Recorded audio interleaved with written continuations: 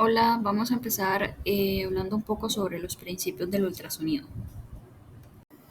Bueno, tenemos que el ultrasonido es un método de diagnóstico por imagen no invasivo y que no utiliza radiaciones ionizantes, por lo que no produce efectos biológicos adversos.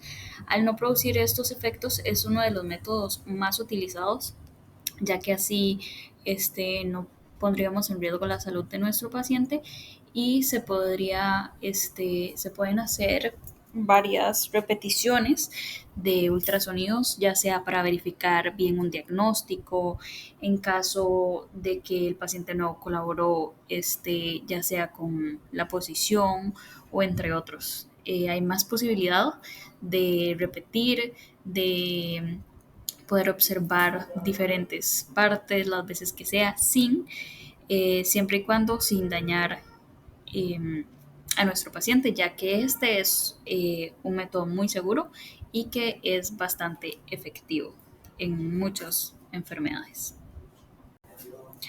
¿Cómo funciona el ultrasonido? Ok, el ultrasonido se basa en un efecto piezoeléctrico, que este efecto lo que permite es que el transductor convierta la electricidad en sonido y luego el sonido en electricidad nuevamente para formar la imagen del ultrasonido. Entonces, aquí tenemos puntual que el transductor emite las ondas sonoras hacia el cuerpo del animal, que estas ondas rebotan cuando encuentran distintos tejidos y los ecos regresan al transductor que lo convierte en señales eléctricas y el ecógrafo transforma todas estas señales en imágenes.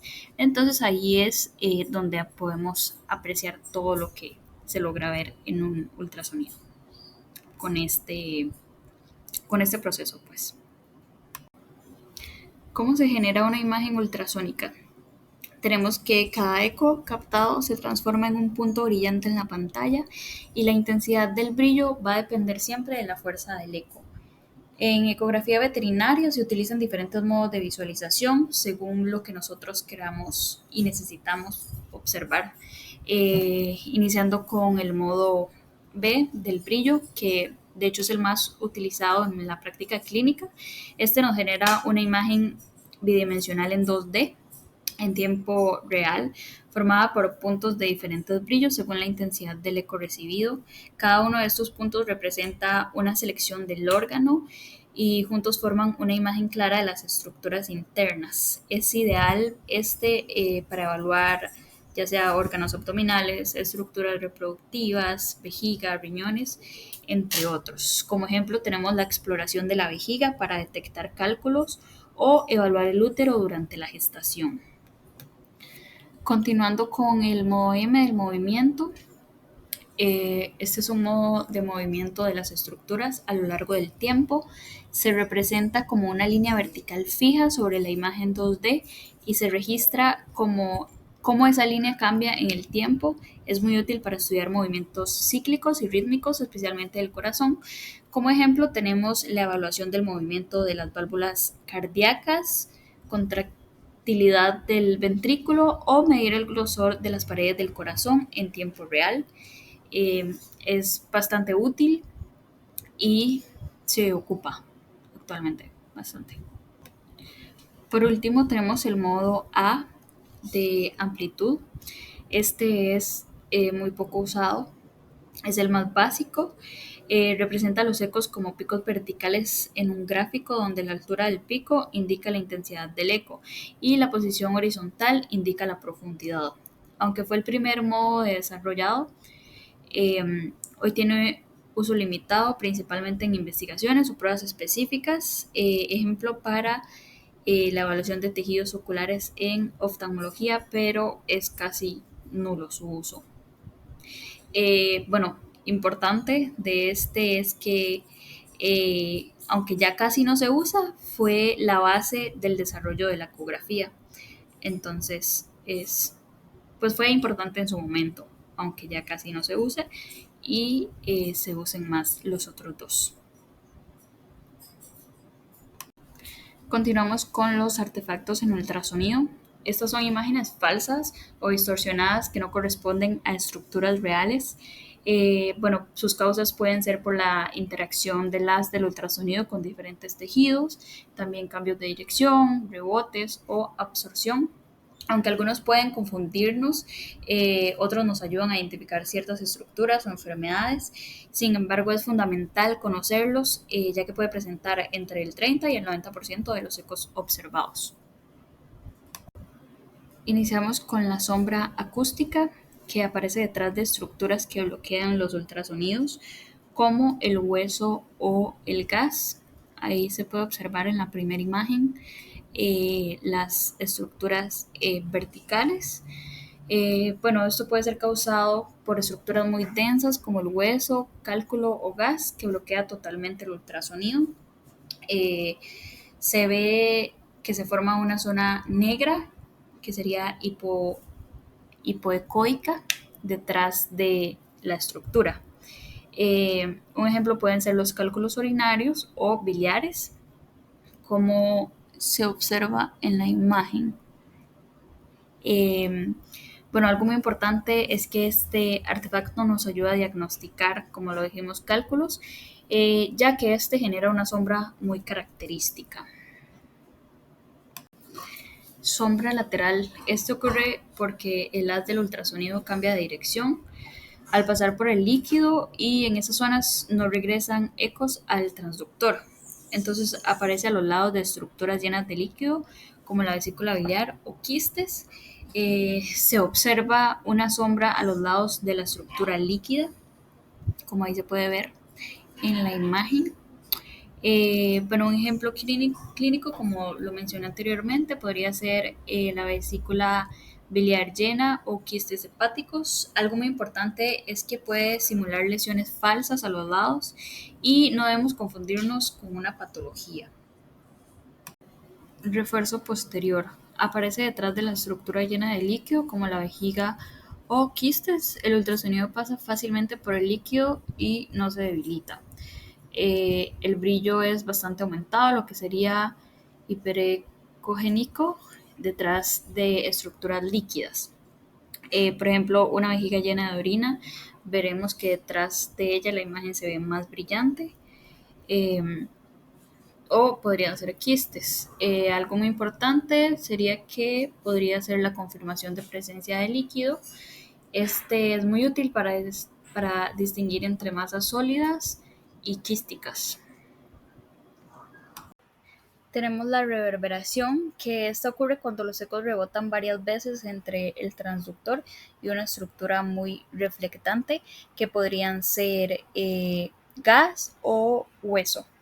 Esto produce líneas blancas paralelas, que serían hiperrecogénicas en la imagen, que disminuye su brillo a medida que se alejan.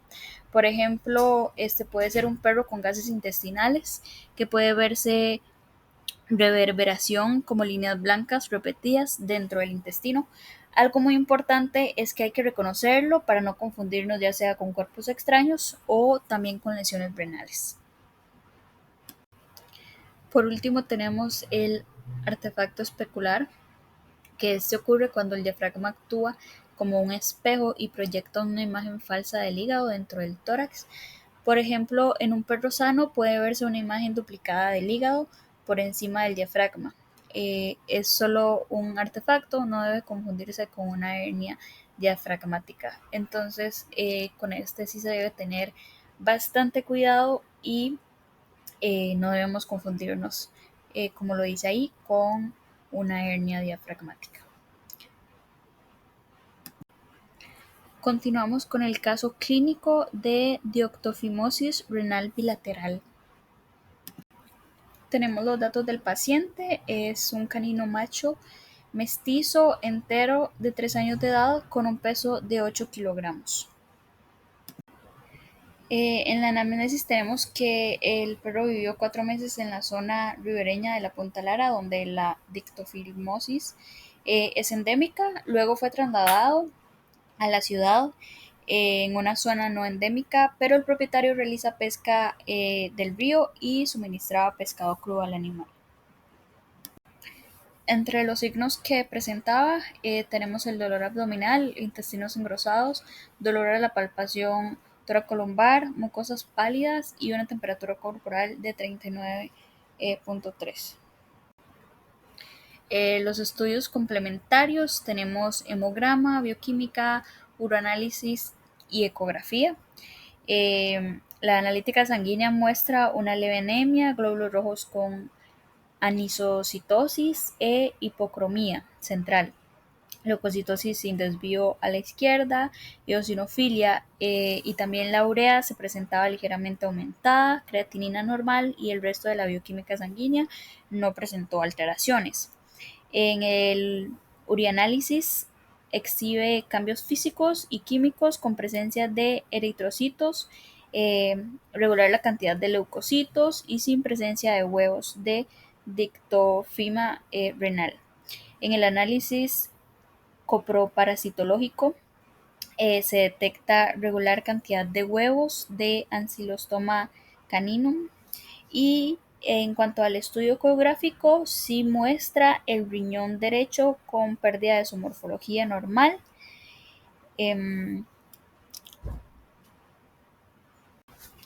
Acá tenemos las ecografías del riñón izquierdo y el riñón derecho. Entonces, bueno, ahí en esas estructuras circulares son parte del gusano, cortadas en transversal. Entonces el gusano ocupó todo el espacio y el riñón se quedó sin parénquima.